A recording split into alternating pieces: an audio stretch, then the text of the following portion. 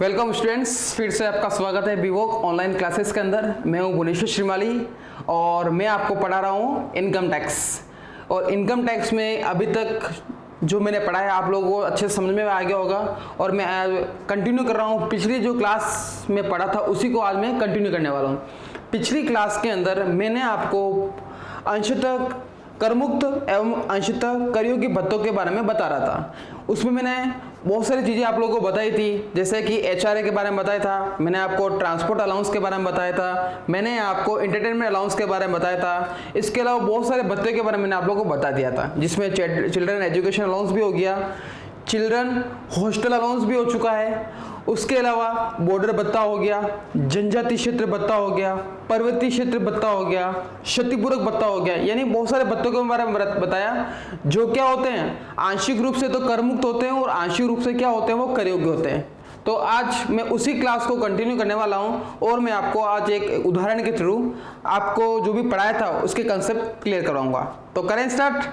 बता रहा हूं इनकम टैक्स के अंदर जो करमुक्त भत्ते होते हैं एवं करमुक्त योग्य भत्ते होते हैं आंशिक रूप से, उसके बारे में हम आज की क्लास में पढ़ने वाले हैं। तो करें स्टार्ट।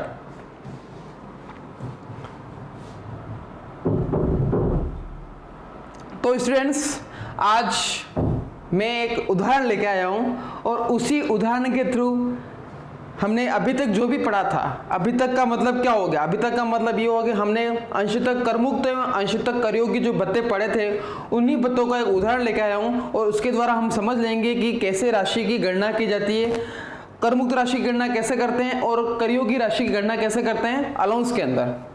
तो आप लोग देख सकते हो, एक छोटा सा एग्जाम्पल है।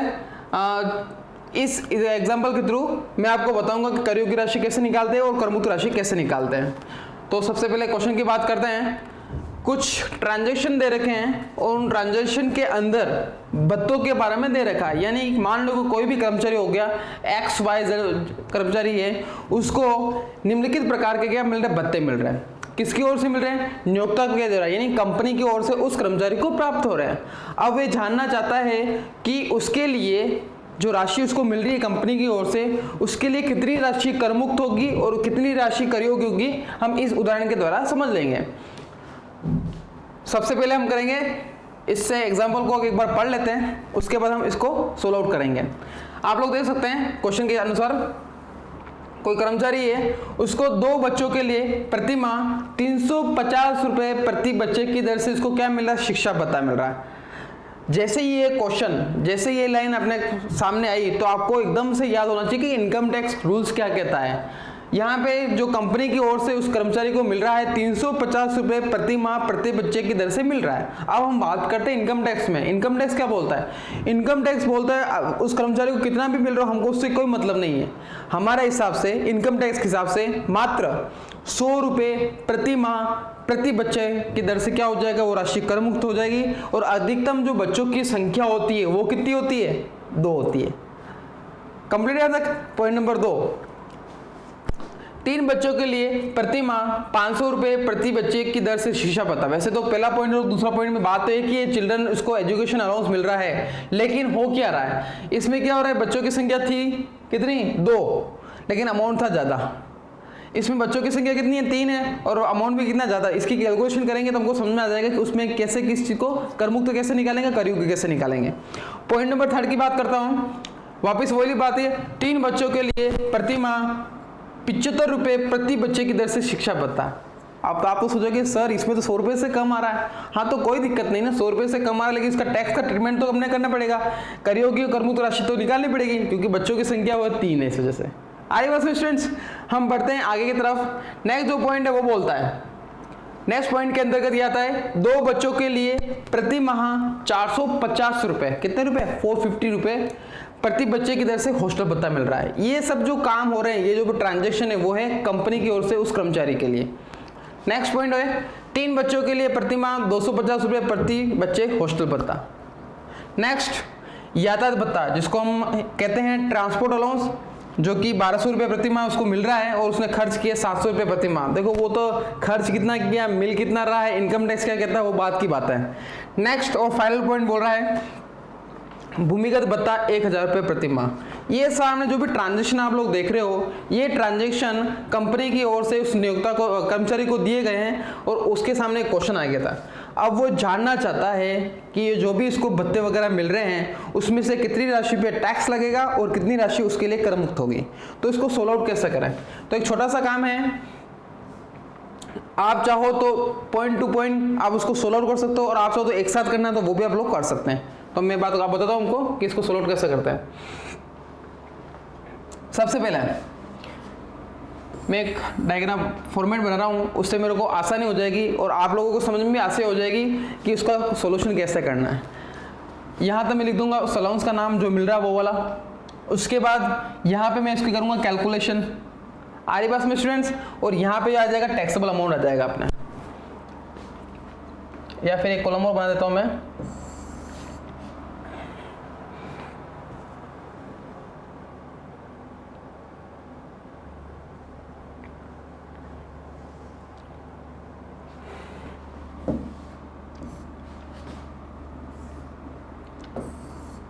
तो हम स्टार्ट करते हैं पॉइंट नंबर 1 से।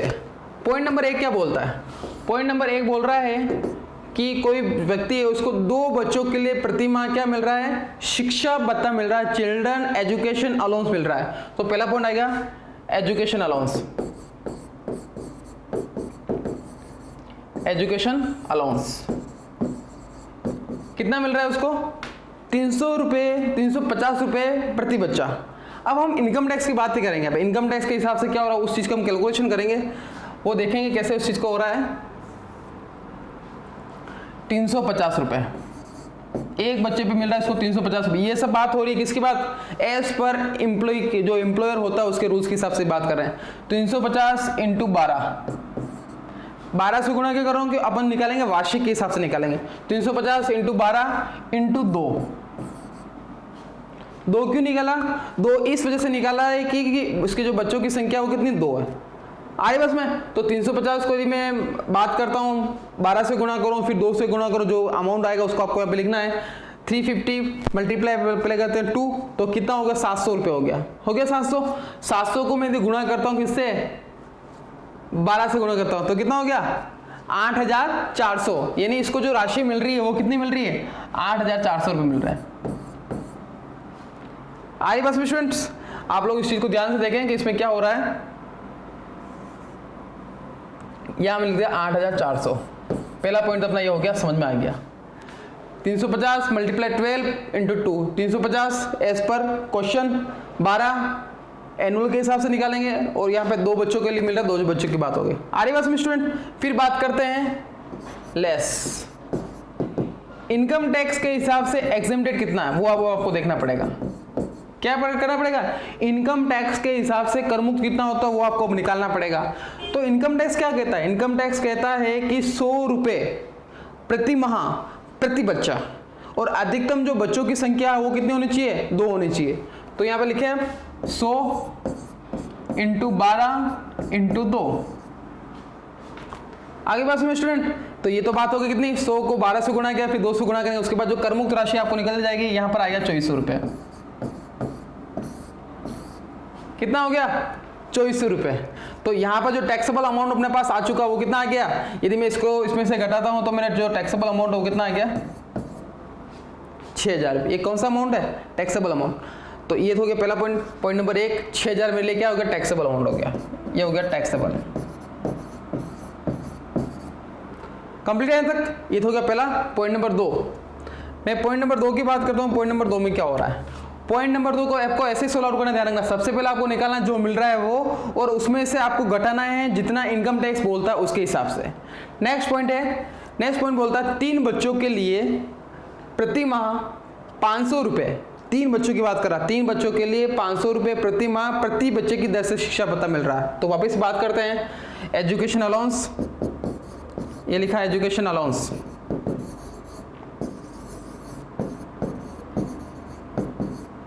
कितना मिल रहा है? इसको ऐसे ही करना है आप लोगों को।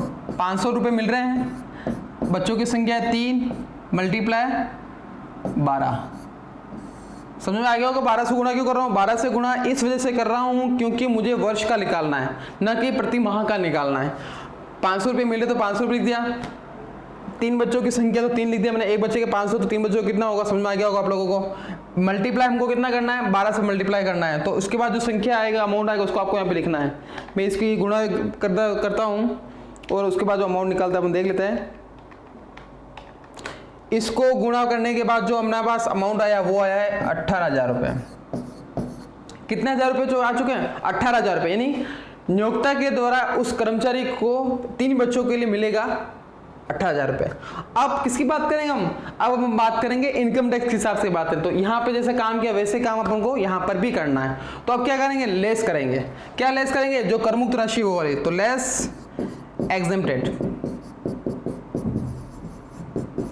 ये हो गया एग्जेम्प्टेड, कंप्लीट है। एग्जेम्प्टेड कितना, रूल्स बोलता है 100 रुपये प्रति माह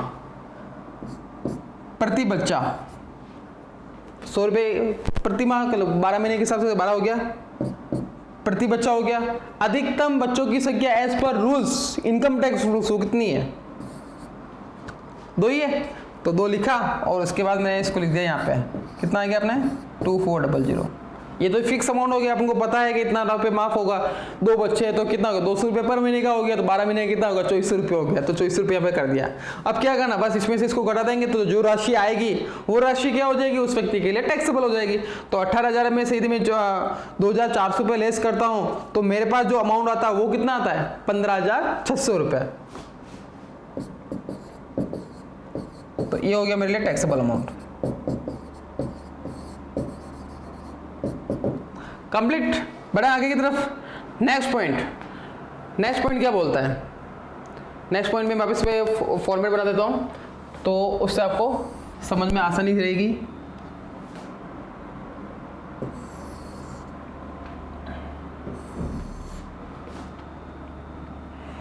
कंप्लीट है। नेक्स्ट पॉइंट की बात करता हूं।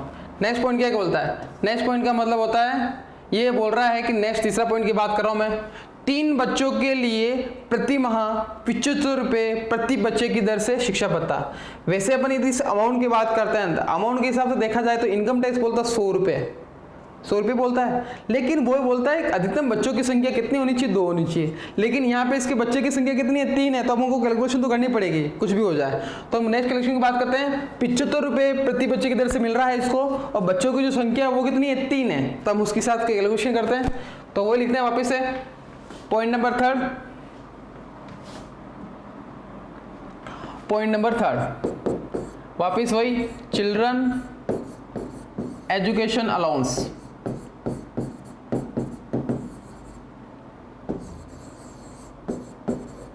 कितना मिल रहा है, एज पर रूल्स की बात करता हूं, उसका जो अमाउंट हो जाएगा बोल रहा है इसको 75 रुपये मिल रहे हैं, मिल रहे कि नहीं मिल रहे, 75 रुपये मिल रहे हैं। कितने बच्चों के लिए मिल रहे हैं, 3 बच्चों के लिए मिल रहे हैं। मल्टीप्लाई हम किससे कर देंगे, 12 से करेंगे, क्योंकि हमको 12 से इसको गुणा करना है। इसको गुणा करने के बाद जो अपने पास अमाउंट आएगा उसको यहाँ पे लिखना है। वो जो अमाउंट आया वो आया है 2700 रुपये। कितना रुपये आया वो, 2700 रुपये आया। आप भी अपने जो भी कैलकुलेटर हो गया है, फिर मोबाइल में होगा, मोबाइल इसको कैलकुलेशन देखें क्यों कर रहे हैं अपन। 75 रुपये एक बच्चा, बच्चों की संख्या 3, मल्टीप्लाई 12 क्यों किया, क्योंकि 12 के हिसाब से आपको चलना। नेक्स्ट पॉइंट क्या होता है, इसमें से लेस करना पड़ेगा। लेस करेंगे हम एग्जेम्प्टेड। एग्जेम्प्टेड कितना है, इस पर नियम के हिसाब से बात करते हैं। 100 रुपये प्रति माह प्रति बच्चा, अधिकतम बच्चों की संख्या 2, 100 × 2 आई बात में, इंटू 12। क्यों किया आपका 12, तो बार बार मैं रिपीट नहीं करूंगा, आपको समझ में आ गया होगा। इसको गुणा करने के बाद जो अमाउंट आया वो कितना आया, 2400 रुपये आएगा। यानी जो व्यक्ति है उसको 2700 रुपये मिलता है बच्चों की शिक्षा की भत्ता के लिए, भले 3 बच्चे हो, भले अमाउंट छोटा हो, तो आपको उससे मतलब नहीं, आपको साल भर की गुणा भाग करना है। 2700 रुपये मिल रहे हैं, 2700 रुपये में से 2400 रुपये तो क्या हो जाएंगे, माफ हो जाएंगे। आप बोलोगे सर ऊपर 3 बच्चे नीचे 2 बच्चे, तो मैं वो हमेशा आपको बोल रहा हूँ आपको न्यूनतम को लेकर चलना है। 2 बच्चे तो हैं कम से कम, 3 बच्चे हैं वो अलग बात है, लेकिन एज पर रूल्स की बात कर रहा हूँ 2 बच्चे थे ही है, तो मैंने क्या किया उसको 2 बच्चे का अमाउंट उसमें से लेस कर दिया। तो इसके बाद जो अमाउंट अपने पास आया वो आया मात्र 300 रुपये। जो 300 रुपये वो आया वो हो गया उस व्यक्ति के लिए टैक्सेबल अमाउंट। कंप्लीट यहाँ तक। तो ये तो बात किसकी होगी, शिक्षा पत्र की बात, अभी तक की बात करता है। नेक्स्ट पॉइंट की बात करो, नेक्स्ट पॉइंट क्या बोलता है। नेक्स्ट पॉइंट ये बोलता है, आप लोगों को दिख रहा होगा, फर्स्ट सेकंड थर्ड पॉइंट अपने हो चुके हैं। नेक्स्ट पॉइंट ये बोल रहा है कि 2 बच्चों के लिए प्रति माह 450 रुपये प्रति बच्चे की दर से हॉस्टल भत्ता, हॉस्टल भत्ता, हॉस्टल अलाउंस। अब आपको ध्यान रखना पड़ेगा, as per income tax rules के हिसाब से अलाउंस में हॉस्टल जो अलाउंस होता है उसको कितनी राशि तक कर मुक्त माना गया है इनकम टैक्स के हिसाब से। तो आपके माइंड के अंदर वो अलाउंस की जो लिस्ट है वो चल जानी चाहिए। पहला था एजुकेशन अलाउंस 100 रुपये प्रति माह हो गया। दूसरा पॉइंट था कौन सा वाला, चिल्ड्रन एजुकेशन के अलावा children hostel allowance. Hostel allowance as per income tax के हिसाब से 300 रुपये प्रति माह प्रति बच्चे की तरफ से क्या होता है, कर मुक्त होता है। और अधिकतम बच्चों की संख्या कितनी होती है, 2 होती है। 300 रुपये प्रति माह प्रति बच्चा। अब इसी को हम यहाँ पे सॉल्व आउट कर लेते हैं। तो यहाँ पे इसको 450 रुपये मिल रहे हैं, किसको, कंपनी की ओर से उस कर्मचारी को। आपको 450 से मतलब नहीं है, लेकिन पॉइंट के हिसाब से हम इसको देख लेते हैं। नेक्स्ट पॉइंट जो है वो है फोर्थ पॉइंट, हॉस्टल अलाउंस। यहां लिखा हॉस्टल अलाउंस,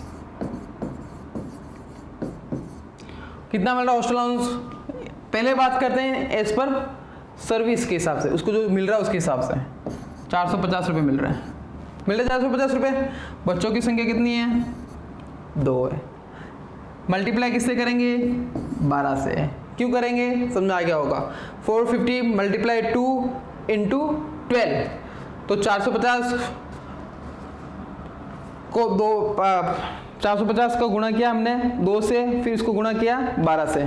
तो हमारे पास जो अमाउंट निकल के आया वो आया 10,800 आ गया।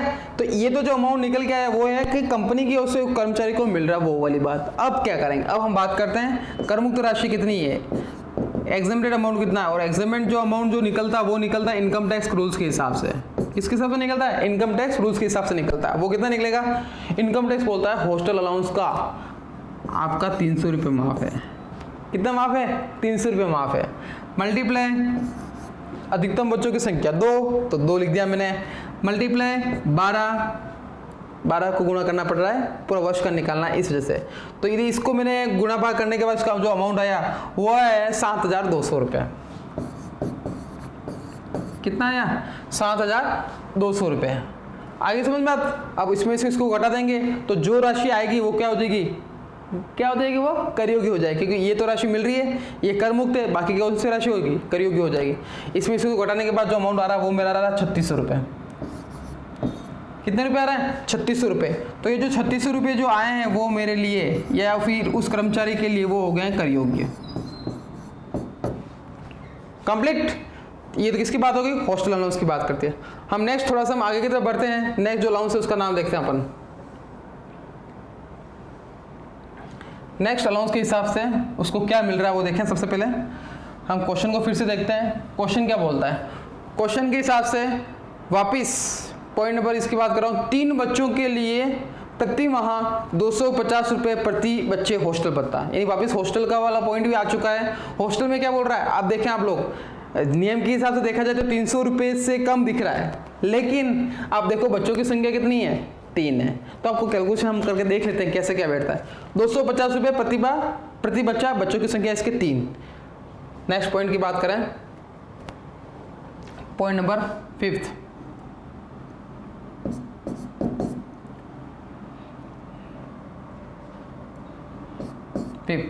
हॉस्टल अलाउंस फिर से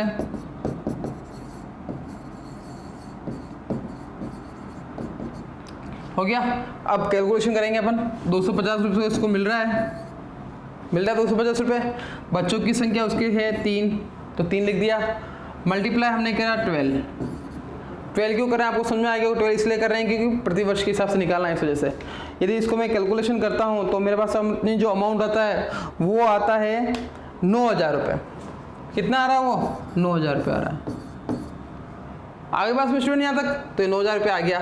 अब मैं क्या करूँगा, अब मैं इसमें से लेस करूँगा। क्या लेस करूँगा, जो उसका एग्जम्प्टेड अमाउंट है वो वाला। तो लेस लिख दो आप लोग, एग्जम्प्टेड। कितनी राशि कर मुक्त है वो हमको निकालनी पड़ेगी। नियम के हिसाब से आपको चलना है। नियम बोलता है कि 300 रुपये। कितना रुपये, 300 रुपये।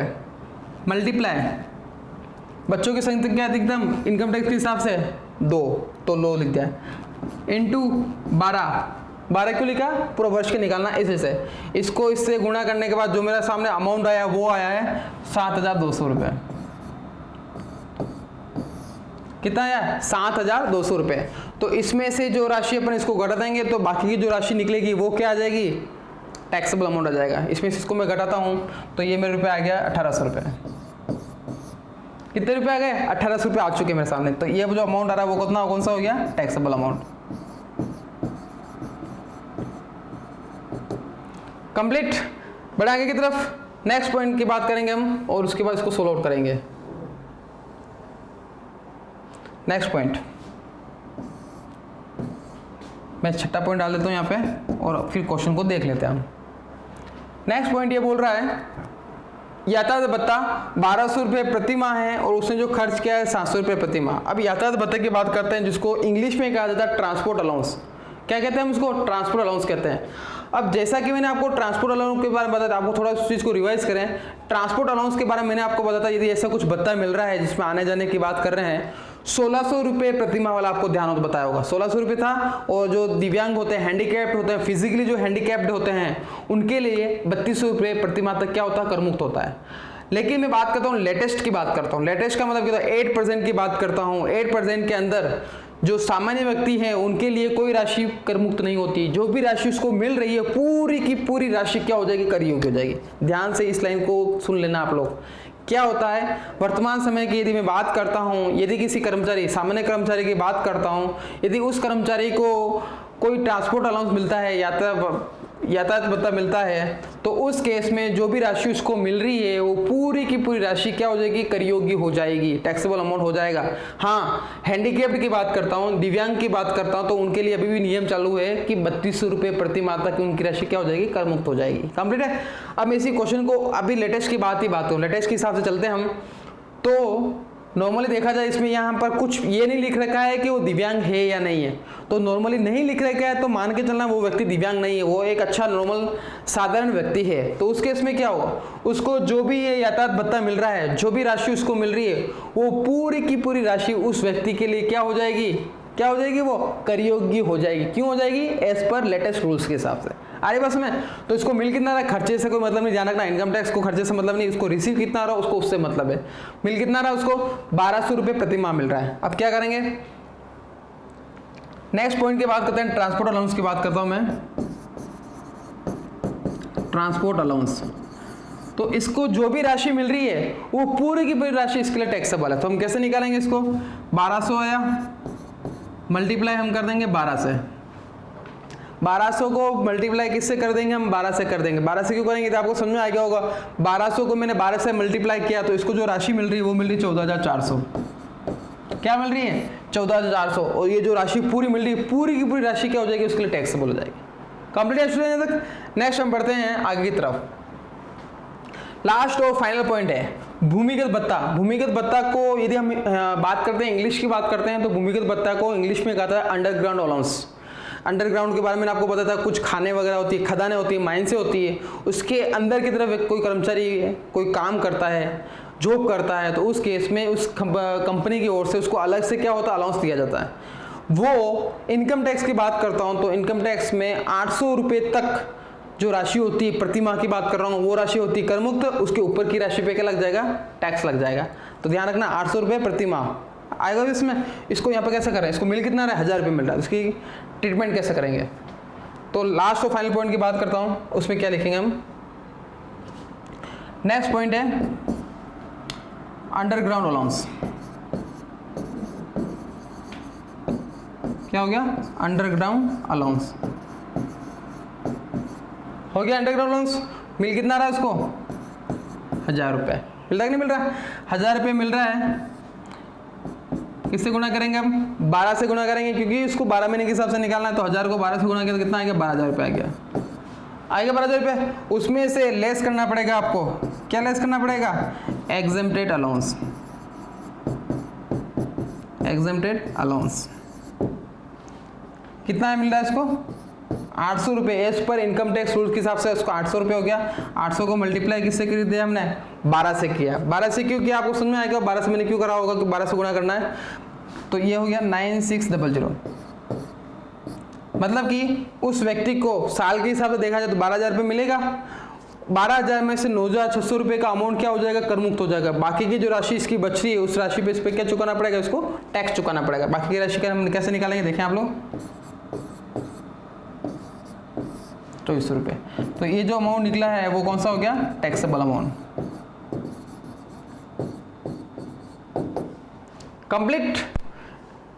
आगे समझा आप लोगों को कि कैसे क्या करना है। मैं फिर से एक बार रिवाइज कर देता हूँ तो आप लोगों को जल्दी समझ में आ जाएगा। तो स्टूडेंट सबसे पहले हम बात करते हैं, मैंने आपको बताया था इसमें क्वेश्चन को कैसे करते हैं। सबसे पहले क्वेश्चन को करने का एक ही तरीका है, पहले क्वेश्चन को आपको ध्यानपूर्वक समझना है कि उसमें क्या दे रखा है। उसके बाद आपको इनकम टैक्स के रूल्स को फॉलो करना है कि इनकम टैक्स क्या कहता है, आपको उस चीज़ को फॉलो करना है। मैंने इस क्वेश्चन की बात करता हूँ। इस क्वेश्चन में सबसे पहले क्या देगा, इस क्वेश्चन को पढ़ा, उसके बाद मैंने स्टेप बाय स्टेप 1 बाय 1 इसको सोल्व आउट किया। सबसे पहले क्या क्या क्वेश्चन के हिसाब से देखा जाए तो सबसे पहले था 2 बच्चों के लिए प्रति माह 350 रुपये प्रति बच्चे की तरफ से उसको पैसा मिल रहा था प्रति माह का। ठीक है, तो मैंने क्या करा, सबसे पहले क्या करा, इसको जो मिल रहा था वो लिख दिया यहाँ पे। 350 रुपये मिल रहा था। 12 से मल्टीप्लाई क्यों कर रहे हैं? क्योंकि साल भर का निकाल रहे हैं। इंटू 2 क्यों किया गया? क्वेश्चन के हिसाब से इसके बच्चों की संख्या कितनी? 2 है, 2 हो गया। तो इसको गुणा करने के बाद जो अमाउंट आया वो है 8,400, यानी कंपनी की ओर से उस कर्मचारी को मिल रहा है 8,400 रुपये। फिर उसमें से मैंने एग्जेम्प्टेड जो राशि कर मुक्त होती है एज पर रूल्स, उसको मैंने उसमें से घटा दिया।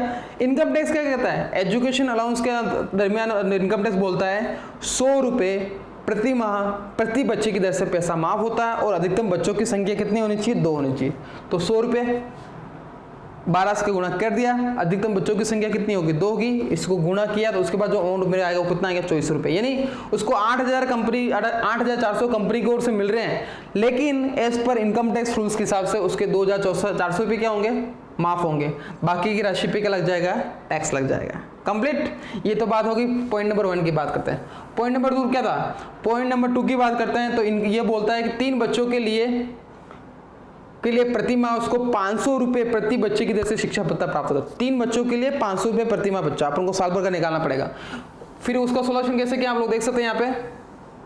तो मैंने क्या किया कि 500 रुपये लिखा है यहाँ पे, 3 मल्टीप्लाई किया, 3 बच्चे हैं उसके, इंटू 12 क्योंकि 12 महीने का निकालना है। इसको गुणा करने के बाद जो मेरे सामने अमाउंट आया वो कितना है? 18,000 रुपये। यानी इसको जो टोटल जो राशि प्राप्त हो रही थी वो कितनी होती है? 18,000 रुपये हो रही थी। अब मैं बात करता हूँ इनकम टैक्स की बात करता हूँ। जो मैंने आपको पढ़ाया मैं उसकी बात करता हूँ। उसमें से जो पढ़ाया मैं कर मुक्त राशि की बात कर रहा हूँ। कर मुक्त राशि कैसे निकालेंगे? इनकम टैक्स के रूल्स को देखो, उसमें एजुकेशन अलाउंस कितना है? 100 रुपये प्रति माह प्रति बच्चा, अधिकतम बच्चे 2। 100 रुपये प्रति माह प्रति बच्चा, अधिकतम बच्चे 2 आ रही बस में, और साल भर का निकाला 12 से गुणा कर दिया तो कितना आ गया? 2400 आ गया। इसमें से इसको घटाने के बाद जो राशि आ रही है या बच रही है वो है 15,700। जो राशि बच रही है वो राशि क्या हो जाएगी? टैक्सेबल हो जाएगी। तो मैंने टैक्सेबल अमाउंट लिख दिया। कंप्लीट है यहाँ तक। फिर मैं बात करते हैं नेक्स्ट पॉइंट की बात करते हैं। नेक्स्ट पॉइंट मैंने आपको बताया था, नेक्स्ट पॉइंट के अंदर था पॉइंट नंबर 3, 3 बच्चों के लिए उसको प्रति माह 75 रुपये प्रति बच्चे की दर से शिक्षा भत्ता मिल रहा था। यदि मैं इस अमाउंट की बात करता हूँ तो अमाउंट इनकम टैक्स रूल्स के हिसाब से देखें तो उस वो अमाउंट से ये अमाउंट छोटा है। नॉर्मल सी बात है, इनकम टैक्स बोलता है 100 रुपये, ये बोला 75 रुपये।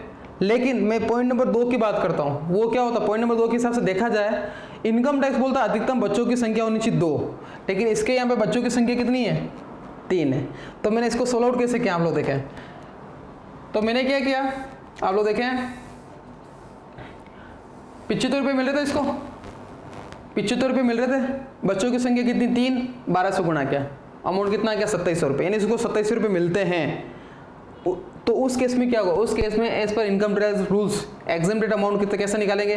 100 बच्चे 100 रुपये, 2 बच्चे और 100 बच्चे नहीं ध्यान रखना, 2 बच्चे और 12 से गुणा कर दिया, अमाउंट कितना आएगा? 2400 रुपये आ गया। उसमें से इसको घटाया तो जो राशि बच रही है वो राशि क्या हो जाएगी?